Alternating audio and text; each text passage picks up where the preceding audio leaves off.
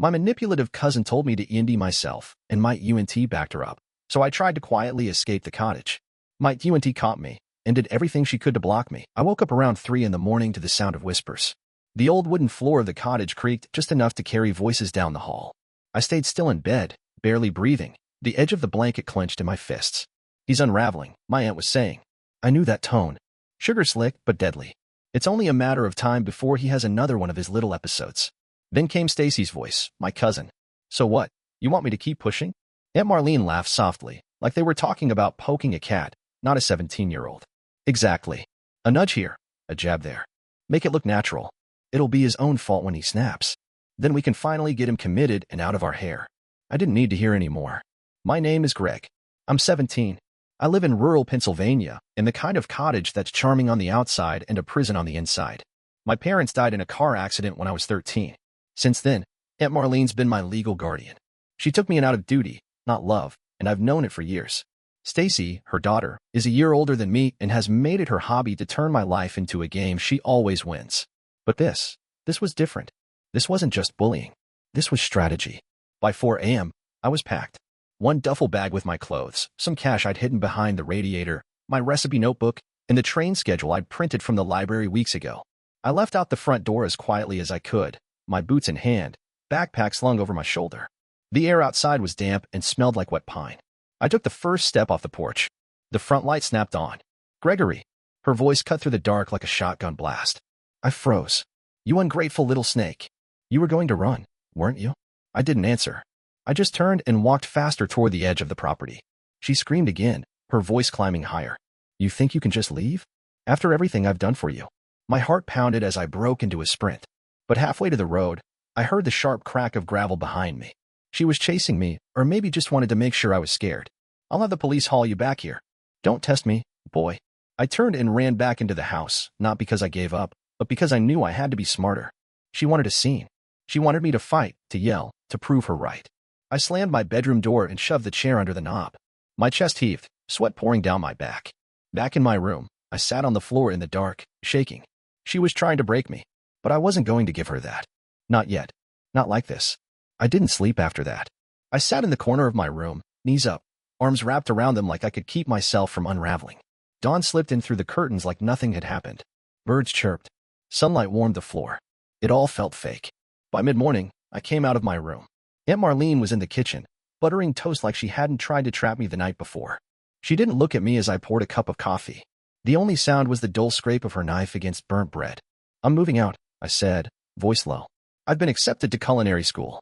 In the city. She blinked slowly, then turned to me with a smile that didn't reach her eyes. Culinary school? Really? I nodded. Orientation starts in 2 weeks. There was a pause. Then came the laugh. Not a surprised laugh, not even a mocking one. Just loud and theatrical, like she wanted to make sure Stacy could hear it from her room. You? Cooking school? She scoffed, leaning against the sink. Do they teach crybabies how to boil water now? I kept my face blank. I knew better than to react. Right on cue, Stacy wandered in wearing pajama shorts and a smug little grin. She walked straight past me and grabbed an apple from the counter, biting into it loudly.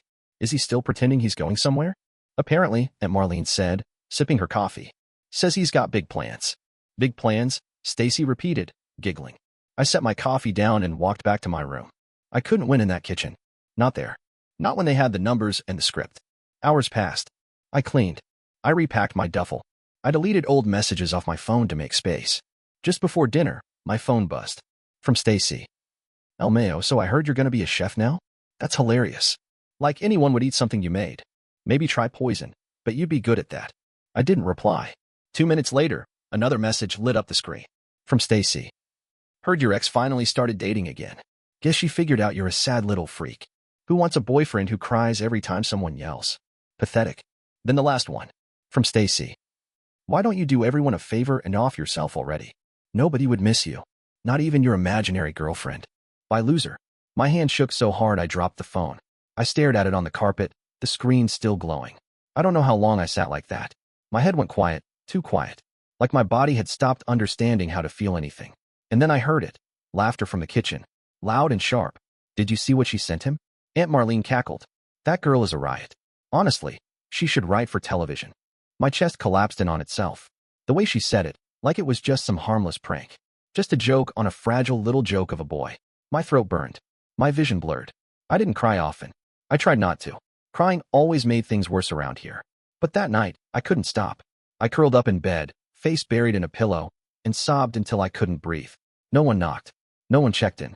The only thing I heard from the hallway was Stacy's voice, loud and smug. God, he's so easy. And Aunt Marlene, chuckling. Don't push him too far. Just far enough. I bit my lip so hard it bled. I was hated in this house. Not misunderstood, not unloved. Hated. And no matter how quietly I tried to exist, that hatred always found me. The next day felt like it was moving underwater. I didn't come out for breakfast. Didn't speak. Just stayed in my room with the curtains drawn, the air stale and heavy. I couldn't stop hearing her words from the night before. I couldn't stop picturing Aunt Marlene laughing, like the idea of me dying was entertainment. Around noon, I went to the kitchen for water. My eyes were raw. My face still felt tight. But I kept it together. Just walk in, grab a glass, and walk out. That was the plan. But Stacy was already there, leaning against the fridge in bike shorts and a hoodie like she owned the place. She smiled the second she saw me, slow and cruel, like she'd been waiting. Well, look who finally emerged from his crypt, she said, taking a sip from her smoothie. I was starting to think you'd actually done it. I didn't answer. I didn't look at her. I reached for a glass. She stepped closer. You know, she said. I didn't think you'd take it so hard. The message? I mean, yeah, it was brutal, but come on. It was funny. I turned to leave, but she moved fast, blocked the doorway with one arm stretched out, still holding the smoothie in the other. Ah, come on, Greg. Don't be weird about it. I kept my eyes on the floor.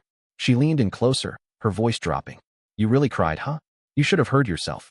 Sounded like a dying raccoon. It was kinda sad. Kinda cute. She flicked her fingers, and the back of her hand slapped against the side of my head. Not hard. Not enough to bruise. Just a little pop on the back of my skull. Enough to make my neck jolt forward. I flinched. But I didn't say anything. She stepped behind me, slowly circling like a shark. You ever think about it for real? Like, actually doing it? I stood frozen, fists clenched at my sides. You don't have to leave a note or anything, she whispered. No one's gonna ask questions. My nails dug into my palms. She paused behind me, then added, softly. Honestly, it'd probably be the first interesting thing you ever did. My mouth opened, but no sound came out. I wanted to scream. I wanted to throw something. I wanted to slam the glass down and shatter it just so something in this house would finally break besides me. But I didn't. I just stood there, shaking, silent. Stacy walked past me then, brushing against my arm like I wasn't even solid. She tossed her smoothie cup in the sink and stretched her arms lazily. Well, she said, yawning, this was fun. Let's do it again sometime. And then she was gone, strutting back down the hallway, humming. I stayed right where I was, feet planted on the tile, unable to move. I felt like a ghost in my own skin. And inside me, something was dying, not all at once, but slowly, piece by piece. And I knew, if I stayed here much longer, there'd be nothing left. I locked my door that night. Not because I thought it would stop anyone. Aunt Marlene kept the spare keys in a drawer, and Stacy could pick a lock with a bobby pin and a smirk. But it was the only boundary I had left. I sat on the edge of my bed, staring at my phone. My fingers hovered over the screen, shaking. My breath came in short, quiet bursts. I opened Stacy's messages again. The one telling me to kill myself. The one mocking the breakup that nearly destroyed me. The one where she laughed at my crying like it was a joke. I took screenshots. One by one. I saved them to a hidden folder and backed them up to an email account they didn't know about. Then I took pictures of the bruises on my arms. Faint, but there. The way her hand had clapped the back of my head. I zoomed in on the red skin. Not enough for a police report, but enough to remember. I recorded a voice memo, too, just in case. I whispered everything. The things I overheard. The message she sent. How Aunt Marlene had laughed. How Stacy whispered death in my ear like it was a joke. My voice cracked halfway through. I hit stop. Saved it. Then hid that file too. And then, slowly, I began to pack. Not the way I did before. Not the frantic, desperate stuffing of a bag in the middle of the night. This was different. This was methodical. I folded my chef's jacket and tucked it between layers of clothes so it wouldn't wrinkle. I slid my knife roll into the bottom of the bag, making sure each blade was wrapped. My recipe notebook, the one I started at 15, went in last. I zipped the bag, then unzipped it again just to double check. I had $268 in cash. I counted it 3 times. That, and a bus schedule printed from the library computer. My mentor, Mr. Alvarez, had once told me if things ever got bad, really bad, I could come to his sister's place in Lancaster. She ran a catering business out of her garage and kept a spare cot in the pantry. I had no idea if the offer still stood, but it was better than this. I slid the packed bag under my bed, behind the loose floorboard I'd pried open months ago. The handle stuck out, so I draped a towel over it. Then I sat, still, listening. The house was quiet. No footsteps. No laughter. Only the occasional tick of the hallway clock. I made a plan. I'd leave 2 mornings from now, Friday, when Aunt Marlene usually left for her weekly hair appointment. She was gone for 3 hours. Long enough to slip out, get to the bus stop, and disappear before they even noticed. I didn't sleep that night. I just stared at the ceiling and waited for the sun. And even though my heart raced every time the floor creaked, I wasn't scared. Not anymore. I was done waiting to be rescued. Now, I was going to save myself. It all unraveled the day before I planned to leave. I had waited until late afternoon, after Aunt Marlene's hair appointment, to pull the bag from under my bed and lay everything out for a final check. Clothes, toiletries, recipe book, cash, all there. I just needed to repack it and keep calm. But I made a mistake. I left the door unlocked. I didn't even hear her come in. I was bent over the bed, tucking in the corner of my chef's jacket, when her voice exploded behind me. "What the hell do you think you're doing?" I jerked around so fast I nearly knocked over the lamp. Aunt Marlene stood in the doorway, eyes blazing. She didn't even try to pretend this was a misunderstanding. She saw the packed bag, the way my hand flew to the zipper, the panic on my face. Her lip curled. "So it's true," she hissed, stepping into the room. "You were planning to sneak off like a little coward." I wasn't. I started, already backing up. "Don't you dare lie to me," she snapped. "After everything I've sacrificed for you, you were just going to vanish." I just wanted. My throat closed up. I didn't even know what I was trying to say. Peace. A chance. Something she'd never give me. She looked at the bag, then at me. "Do you think you're owed something? You think you're entitled to chase some fantasy while we're stuck dealing with your moody little breakdowns?" "I'm not having a breakdown," I said, barely louder than a whisper. "Oh, please." She laughed bitterly. "Don't act like you're stable. You cry like a toddler and run from your problems. Just like your father did." That hit like a punch to the stomach. I felt the floor sway under my feet. "I was going to tell you," I muttered. "When? After we found your empty bed." She took another step forward. "You're not going anywhere, Greg. Do you hear me? You are not leaving this house. You'll just screw up your life out there. At least here, you're somebody's responsibility." I looked down at my feet. My hands were shaking. My eyes burned. I needed to lie. That was the only way out. I needed to make her believe she'd won. "I'm not leaving," I said softly. It was just stuff I was putting away. Her eyes narrowed. "You expect me to believe that?" "I swear." I forced my voice not to tremble. I was being dramatic. I'll stay." She stared at me for a long moment, lips pressed into a thin line. Then she gave a nasty little smile and backed toward the door. "That's what I thought," she said. "You're not going anywhere. So stop acting like you have options." Then she was gone, slamming the door behind her. I sat down on the bed hard, my body shaking like I'd just run 10 miles. I buried my face in my hands. She didn't believe me. Not really. But she was willing to pretend, as long as I stayed beaten. I repacked everything again with trembling fingers. She knew now, which meant I had to leave sooner. Tonight, if I had the nerve. I waited until just after midnight. The house had gone still, no footsteps creaking, no sitcom reruns bleeding through the walls, no faint hum of Aunt Marlene humming while washing dishes. Just silence. The kind of deep, empty quiet that only happens in the middle of nowhere. I moved fast. I was dressed in layers, my bag already zipped and ready. I didn't bother with shoes until I was at the door, where I slipped them on silently, heart thudding so loud I thought it would wake the walls. My hands trembled as I turned the knob. The door squeaked louder than I wanted, but I stepped out anyway. Cool night air hit my face.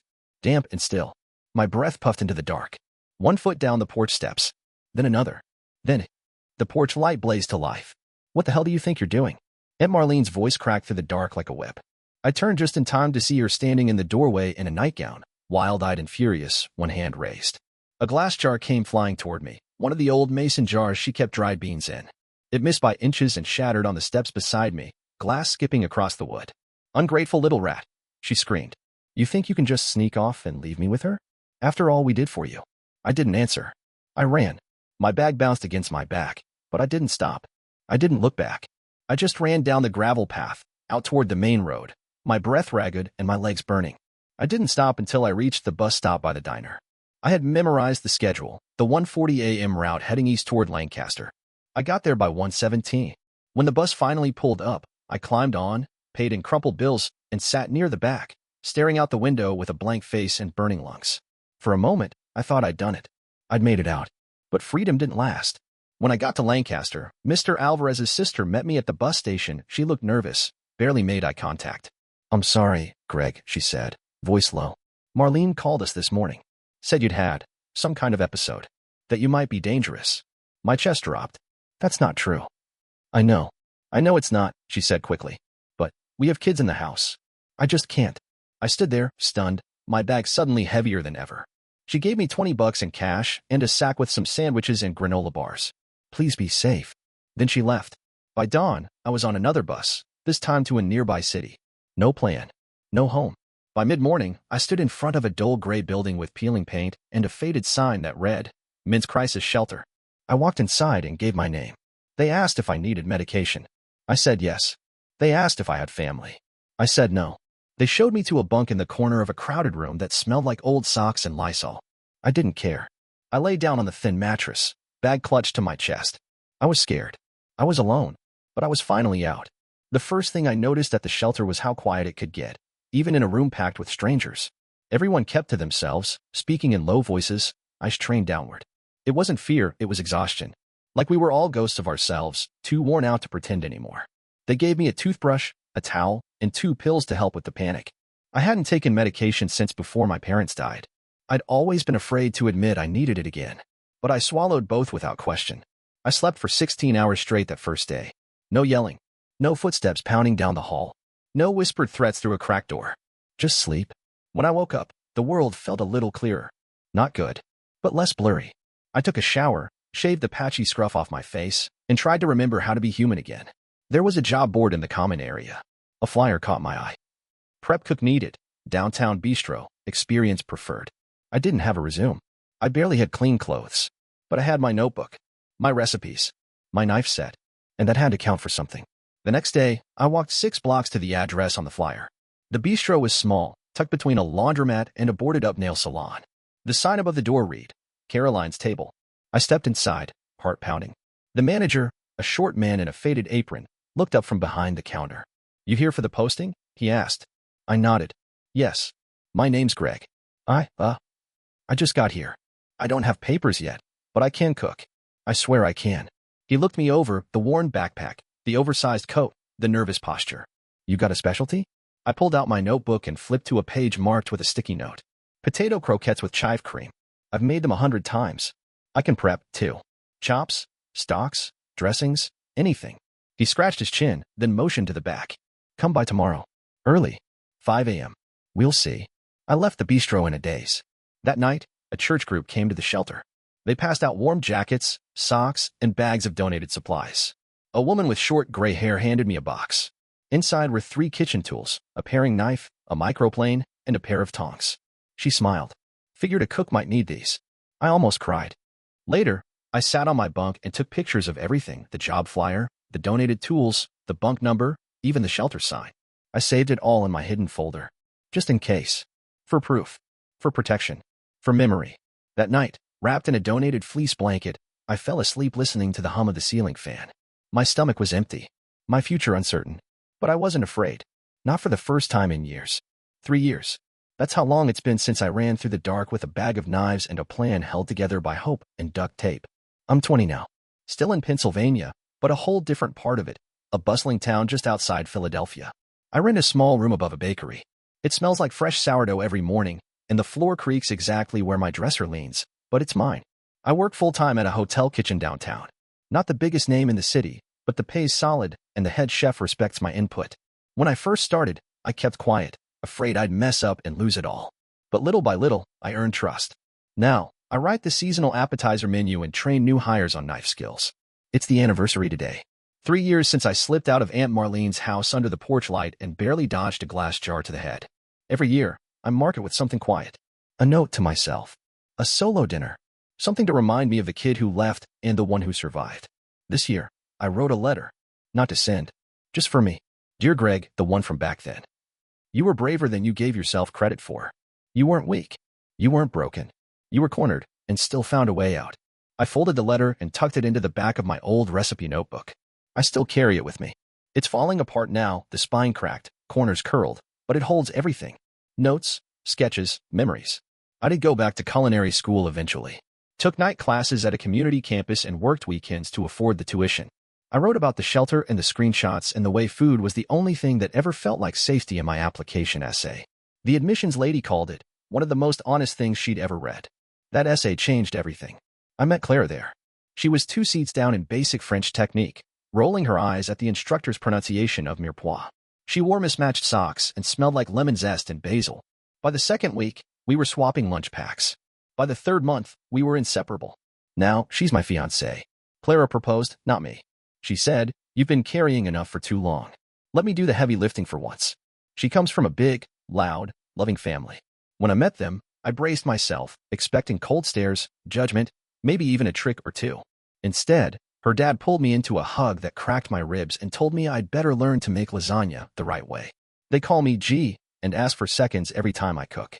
Sometimes, I catch myself waiting for the other shoe to drop, waiting for someone to flick the back of my head or whisper something meant to unravel me. But it never comes. What does come is Clara holding my hand when I wake up from a nightmare, or a text from her sister, "Hey, need help testing cookie recipes this weekend?" Or the sound of kitchen knives clinking together in our drawer, not hidden, not packed, just there. I still take my meds, still go to therapy, still write down the good days, just like I wrote down the bad ones. I don't talk to Aunt Marlene or Stacy. I never went back to that house. But I think about it sometimes. Not with fear, not even with anger, just with clarity. I got out, and I built something beautiful in the rubble.